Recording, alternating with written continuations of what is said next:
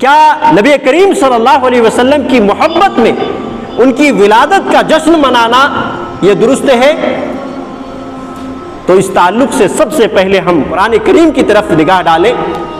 آپ کو ایک بھی قرآن کریم میں کوئی دلیل نہیں ملے گی. حدیث صحیحہ کی طرف نظر ڈالیں، حدیث صحیح میں بھی ایک بھی روایت آپ کو اس تعلق سے نہیں ملے گی. ہم ایسے لوگوں سے سوال یہ کرتے ہیں، ٹھیک ہے تم نبی کریم صلی اللہ علیہ وسلم کی محبت میں جشن مناتے ہو، تو بھلا یہ بتلاؤ کہ صحابہ کرام رضوان اللہ علیہم اجمعین نبی صلی اللہ علیہ وسلم سے زیادہ محبت کرتے تھے یا تم نبی صلی اللہ علیہ وسلم سے زیادہ محبت کرتے؟ یقیناً کوئی بندہ مومن یہ کہہ ہی نہیں سکتا کہ صحابہ کرام رضوان اللہ علیہم اجمعین سے میں زیادہ محبت کرتا ہوں، ہو ہی نہیں سکتا، اور کوئی اس بات کی ضرورت ہی نہیں کر سکتا. اور یہ بات بھی متحقق ہے کہ نبی کریم صلی اللہ علیہ وسلم سے سب سے زیادہ محبت کرنے والے صحابہ کرام رضوان اللہ علیہم اجمعین ہیں.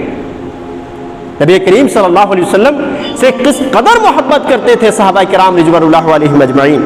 ایک صحابی رسول خبیب بن عدی رضی اللہ عنہ، اس کو سولی پر چڑھایا جاتا ہے. قریشیوں نے اس کو پکڑا اور سولی پر چڑھا رہے ہیں. وہ جانتے ہیں کہ ابھی موت میرے سامنے ہے. ان سے قسم دے کر کے پوچھا جاتا ہے کہ تم ذرا یہ بتاؤ کہ تمہیں چھوڑ دیا جائے اور تمہاری جگہ پر محمد صلی اللہ علیہ وسلم کو رکھ دیا جائے تو کیا تم یہ پسند کرتے ہو؟ خبیب بن عدی رضی اللہ عنہ نے جواب دیا، اللہ کی قسم مجھے تو یہ بھی پسند نہیں کہ میری جان بخشی کے بدلے میری جان تم بخش دو گے، اس کے بدلے میں نبی کریم صلی اللہ علیہ وسلم کے پاؤں پر ایک کانٹا بھی چبھے. یہ تھی محبت. موت کو گلے لگانا گوارا ہے، نبی کریم صلی اللہ علیہ وسلم کے پاؤں پر ایک کانٹا چبھے یہ گوارا نہیں. اور یہ طبرانی کی روایت ہے. ایک صحابی رسول آتے ہیں، رنجیدہ چہرہ لے کر کے اللہ کے رسول صلی اللہ علیہ وسلم کے پاس پہنچتے ہیں. اللہ کے رسول صلی اللہ علیہ وسلم دیکھ کر کے ہی پہچان لیتے ہیں کہ ان کو غم لاحق ہے. کہتے ہیں کیا بات ہے؟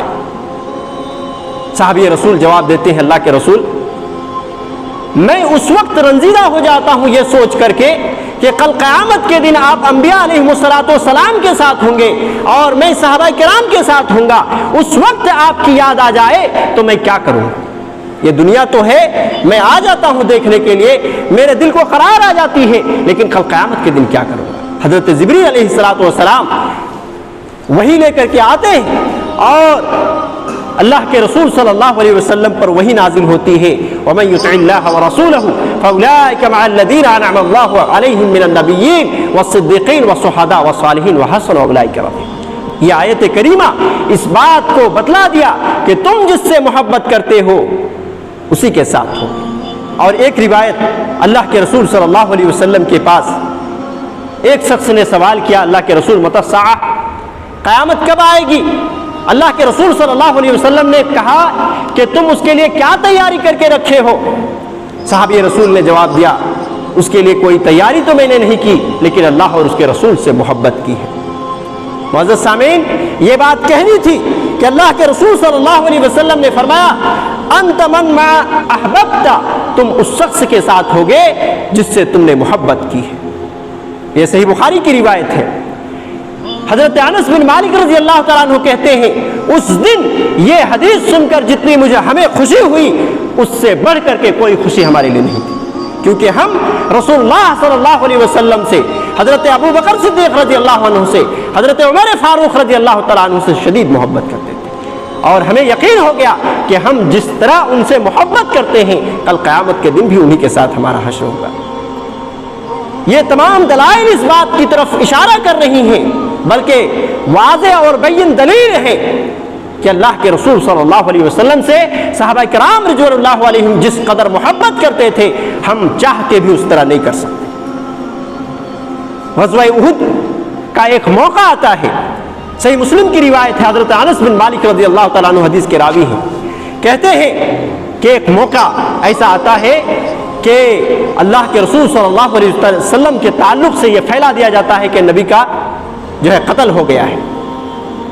صحابہ کرام مدہوش ہو جاتے ہیں، کچھ صحابہ کرام جو ہے اپنی تلواریں چھوڑ دیتے ہیں، کچھ صحابہ کرام کا جوش اور بڑھ جاتا ہے، لیکن نبی کریم صلی اللہ علیہ وسلم کے تعلق سے یہ افواہ تھی، آپ صلی اللہ علیہ وسلم کو قتل نہیں کیا گیا تھا۔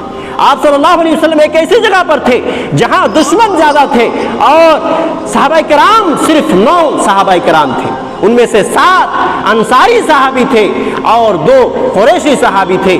اللہ کے رسول صلی اللہ علیہ وسلم وہاں دیکھ رہے تھے، حالات بڑے گمبھیر تھے۔ آپ صلی اللہ علیہ وسلم صرف بولتے تو سب سے پہلے دشمن کو جو ہے آپ صلی اللہ علیہ وسلم کی آواز سنائی دیتی، لیکن اس کے باوجود آپ صلی اللہ علیہ وسلم نے کہا مسلمانوں ادھر آؤ، میں ادھر ہوں۔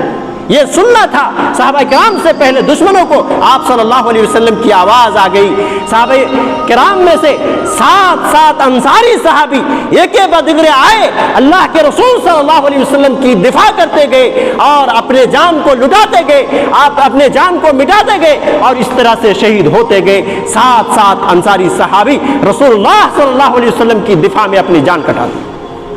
یہ ہے نبی صلی اللہ علیہ وسلم کی محبت۔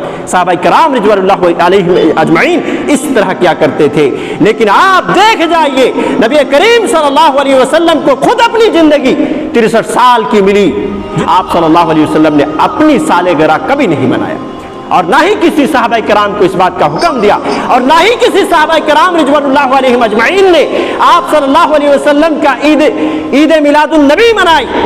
معزز سامعین، قرآن خالی ہے اس بات سے، احادیث خالی ہے اس بات سے، اور آپ دیکھ جائیے آپ صلی اللہ علیہ وسلم کے بعد صحابہ کرام رضوان اللہ علیہم اجمعین کی زندگی کو، حضرت ابو بکر صدیق رضی اللہ عنہ کے دور خلافت میں کیا نبی کے ساتھ ان کی محبت میں آپ کو شک ہے؟ حضرت ابو بکر صدیق رضی اللہ تعالی عنہ جو آپ صلی اللہ علیہ وسلم کے جگری دوست ہیں، اور آپ صلی اللہ علیہ وسلم کے وہ دوست ہیں کہ اللہ کے رسول صلی اللہ علیہ وسلم نے کہا تھا میں نے سارے لوگوں کا حق ادا کر دیا، ابو بکر کی خدمت کا ہم نے حق ادا نہیں کر سکا۔ یہ وہ ابو بکر صدیق رضی اللہ عنہ ہیں، ایک طرف آپ صلی اللہ علیہ وسلم کے جگری دوست ہیں اور دوسری طرف آپ صلی اللہ علیہ وسلم کے سسر بھی ہیں۔ 2 سال خلافت کا موقع ملا، حضرت ابو بکر صدیق رضی اللہ عنہ چاہتے تو 2 سال میں آپ صلی اللہ علیہ وسلم کی سالگرہ منا سکتے تھے، عید میلاد النبی منا سکتے تھے، لیکن آپ نے نہیں منائی۔ آپ کا یہاں ایک سوال ہو سکتا ہے، اٹھ سکتا ہے کہ اس وقت فتنے کا دور تھا، لیکن اس کے بعد حضرت عمر فاروق رضی اللہ عنہ جیسے دلیر صحابی کو موقع ملا اور 10 سال تک آپ جو ہے خلافت سنبھالی، لیکن 10 سال میں حضرت عمر فاروق رضی اللہ عنہ نے کبھی 1 سال میں بھی جو ہے نہ منائی اور نہ منانے کا حکم دیا۔ حضرت ان کے بعد عثمان غنی رضی اللہ تعالیٰ عنہ جو 12 سال تک خلافت سنبھالی، 1 سال بھی نہ خود منائی نہ کسی کو حکم دیا، اور نہ کسی صحابی نے چپکے سے بھی منایا۔ ان کے بعد حضرت علی رضی اللہ تعالیٰ عنہ 5 سال تک خلافت سنبھالی، نہ خود منائے نہ کسی کو حکم دیے، اور نہ کسی نے چپکے سے بھی جو ہے نبی کریم صلی اللہ علیہ وسلم کی میلاد پر جشن منایا۔ اور اس کے بعد خلیفہ خامس حضرت معاویہ رضی اللہ عنہ نے 20 سال تک خلافت سنبھالی، کبھی 1 سال میں بھی آپ صلی اللہ علیہ وسلم کی عید میلاد النبی منائی اور نہ جو اس کے جشن منایا اور نہ ہی کسی کو حکم دیا۔ پورا خالی ملے گا صحابہ کرام رضوان اللہ علیہم اجمعین کی زندگی کو۔ اس کے بعد تابعین کا دور آیا، تابعین نے بھی کسی بھی آپ کو ایک دلیل آپ کو نہیں ملے گی کہ انہوں نے نبی کریم صلی اللہ علیہ وسلم کی میلاد منائی۔ اس کے بعد اتباع تابعین کا دور آیا جس کو ہم تبع تابعین کہتے ہیں، ان کی زندگی بھی خالی ہے، یہاں تک کہ ائمہ اربعہ امام ابو حنیفہ رحمہ اللہ، امام شافعی رحمہ اللہ، امام مالک رحمہ اللہ اور امام احمد بن حنبل رحمہ اللہ نے بھی نہ خود منائی نہ منانے کا حکم دیا۔ تمام احادیثیں لکھی گئی، نبی کریم صلی اللہ علیہ وسلم کی ولادت پر بھی باتیں لکھی گئیں اور اس تعلق سے بات قائم کیا گیا، لیکن اس تعلق سے کہیں اشارہ تک آپ کو نہیں ملے گا کہ نبی کریم صلی اللہ علیہ وسلم کی ولادت کا جشن کہیں منایا گیا ہو۔ میرے بھائیوں، اسلام کے اندر ایک چیز یاد رکھ لیں، نہ یوم ولادت، یوم پیدائش منانا جائز ہے، اور نہ ہی یوم جو ہے وفات کا منانا جائز ہے۔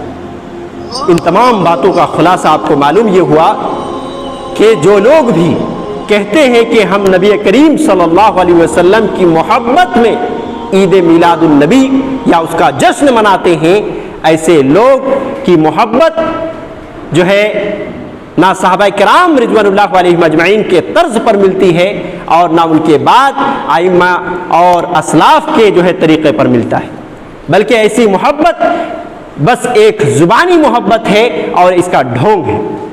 جس شخص کو نبی صلی اللہ علیہ وسلم سے محبت ہو تو اس طرح کے جشن نہیں منایا کرتے۔ یہ اور بات ہے کہ نبی کریم صلی اللہ علیہ وسلم کی ولادت تمام مسلمانوں کے لیے خوشی کا باعث ہے، اور یقیناً خوشی کی بات ہے، لیکن خوشی کا منانا ایک خاص طریقے سے یہ جائز نہیں۔